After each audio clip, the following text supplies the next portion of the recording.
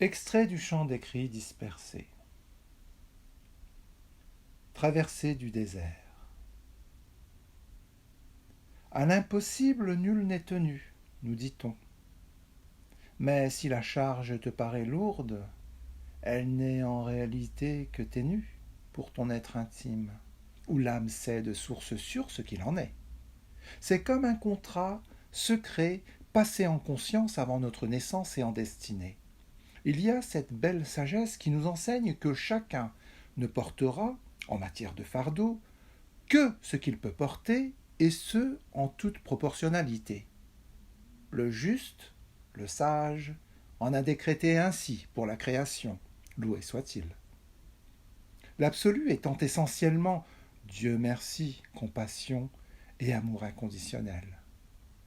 Ainsi, la formulation gratitude en toutes circonstances prend tout son sens, plus que jamais, à chaque instant, quoi qu'il advienne.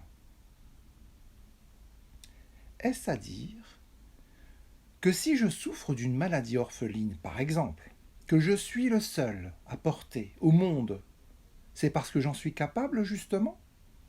Eh bien oui, il faut croire que tout est dans l'épreuve et le franchissement du feu de la purification.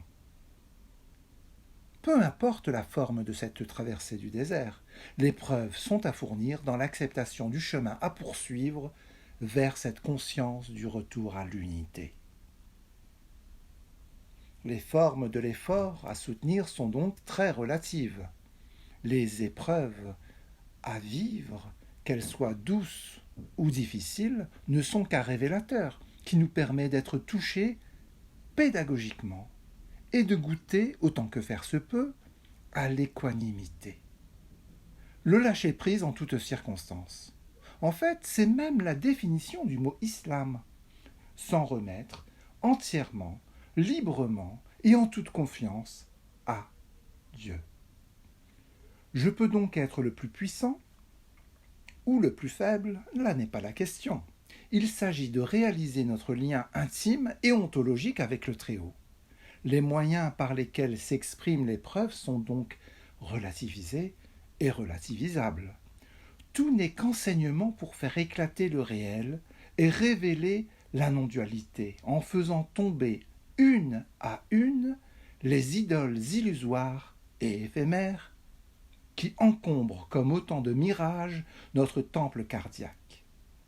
Qu'elle se nomme d'ailleurs bien fait ou mal a dit, voire bonheur ou malheur. En fait, il n'y a pas de bonheur ou de mauvaise heure, loin de tous ces leurres, il n'est juste que trop l'heure de la pleine conscience de l'unité.